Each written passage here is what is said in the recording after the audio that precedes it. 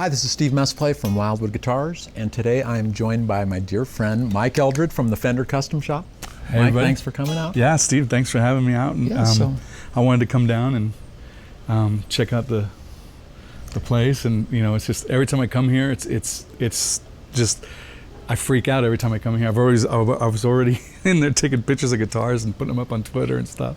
Well, you made all these guitars, you guys. But sometimes I think Mike has to come to Wildwood to see what it is you guys have made for us. Yeah, I mean, and great. For me and for all of us at the Custom Shop, when we get to come to a dealer like you and see, how the real deal is when it gets displayed and everything, that's a big thing for us, because we don't get to see it. A lot of people in the Custom Shop, they see them go out the door and that's it, Yeah. and then when we get to a store like yours and we get to see the unbelievable selection that you have and all that stuff. And to be honest with you, part of the reason why I wanted to come down here today is because on the forums I get a lot of people talking about your store, and you are a showcase dealer, and I wanted to, you do such a great job for us. I wanted to come down and talk to you a little bit so that everybody can kind of see, why you're successful and what you do, and kind of just the vibe of it. I think personally, a lot of times we get caught up into, hey, it's a store and this is what it is and all that business, but there's not a whole lot of why it's so great. So I think that's well said. For me, the store it's not about the guitars. Mm-hmm. It's about the spirit of the music that's inside it. It's Right. about the spirit of the employees, their passion for life and music and guitars, which are not just these beautiful creations made out of wood. These are living, breathing things that take on a life of their own. And what we've been able to do at the Fender Custom Shop is really one of my proudest moments. These guitars are extraordinary, and I own them personally, and I can't wait to get home at night to play them, and I can't wait to get to work to play them too. So these are Wildwood 10s. Yes, they are, both of these. So how did this whole thing come up? Let's just start from there.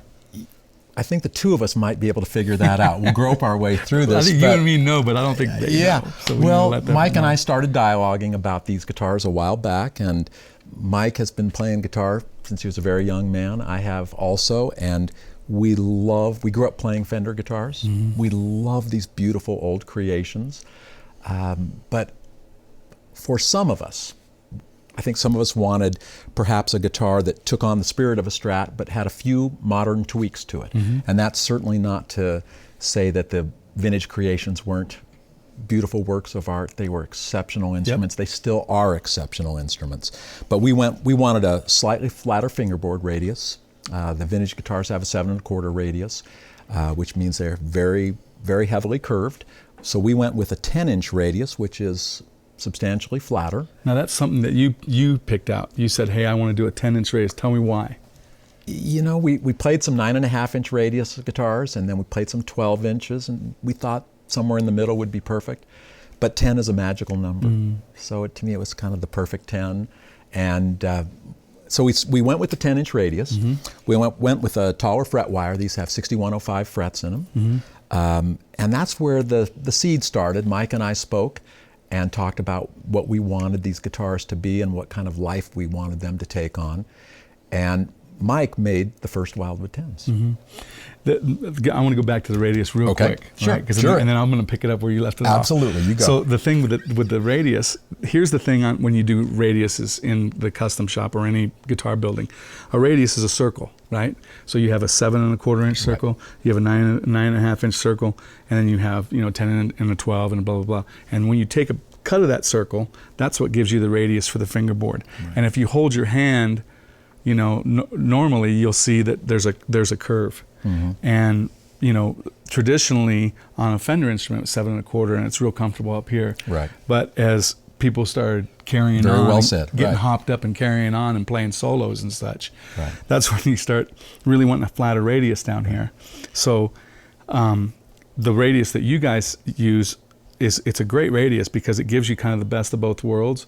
Mm-hmm. It makes the guitar feel a little bit more modern, but it really makes it really easy to bend up in here. And the notes. Yeah. And a lot of times what we would do is we would take off a little bit more meat in here, right, to kind of make that happen.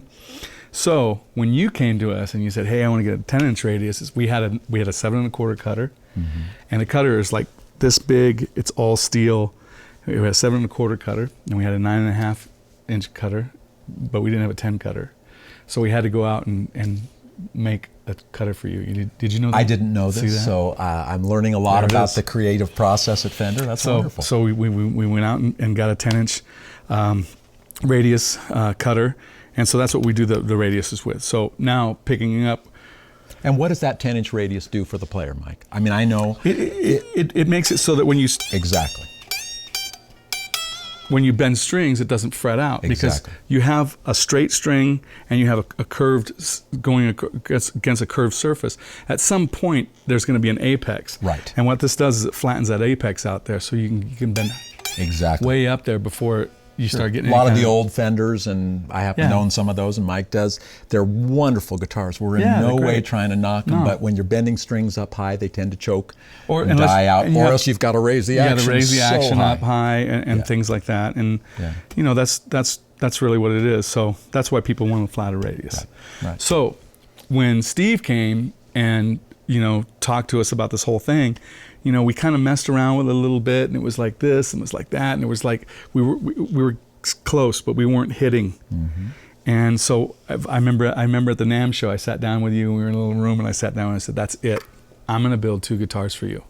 And so I went back and I went out in the mill and I built the first 2 Wildwood 10s and got them all done, completely fell in love with the guitars, and then got on a plane and flew out to your store Right. and sat down with you, and I think you had invited a couple customers down. Right. Absolutely. And your staff, and then we just kind of played through them, and you took it Mike from presented the guitars, and I didn't know all the things that Mike was going to do to it. We talked about colors that we wanted the guitars to be. We wanted the relic guitars the colors to fade in a certain way, Right. to look more like an old guitar.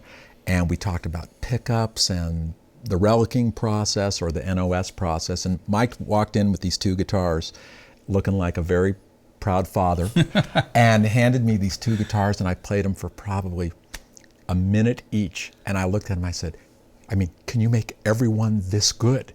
And he said, absolutely. Yeah. So that was really what started it. And so now, how long ago was that? 2006, I think, were the first Wildwood 10s. Is that what it was? And we ordered 200 of them, and we did some 56 Strats, some 60 Strats, and some 52 Telecasters. And the pickups in them were extraordinary. We used a flat pole broadcaster and a twisted tele on the Telecasters. And then Mike shared these pickups with us, which I think are just extraordinary. They're a master design, John Cruz master design pickup that are in all of our Stratocasters. And I think these are exceptional pickups. Really vintage and vibey sounding with a lot of grit, but still real clear and well balanced and very articulate and touch sensitive. And I actually bought 3 of these. I don't know if I've told you that. 3 guitars? 3 of the Wildwood 10s. Really? I have 3 grandkids, and they're 1, 4, and 6. Now, I feel it's my responsibility to play those guitars, to break them in until they're ready to receive them. Big-hearted guy that I am. And they're just amazing. And I bought a master-built Jason Smith, a team-built, and one of the team-built Telecasters, and they're just treasures for me. Yeah. Absolutely. And so now you've sold quite a few of these, right? Yeah, we sold the entire first run, which were 200 guitars. Yeah. And then I worked with Mike, and we created some of the newer models that we have now. We did some 56 Stratocasters with maple boards, and then we did some 59 Stratocasters and Telecasters. That's what these are here, a couple of 59 Strats. Same features. The only thing that these have that the original run did not, these have Brazilian rosewood fingerboards.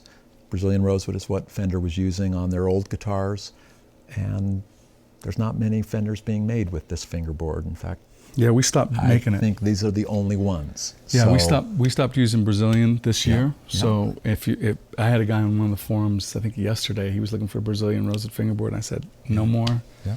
Yeah.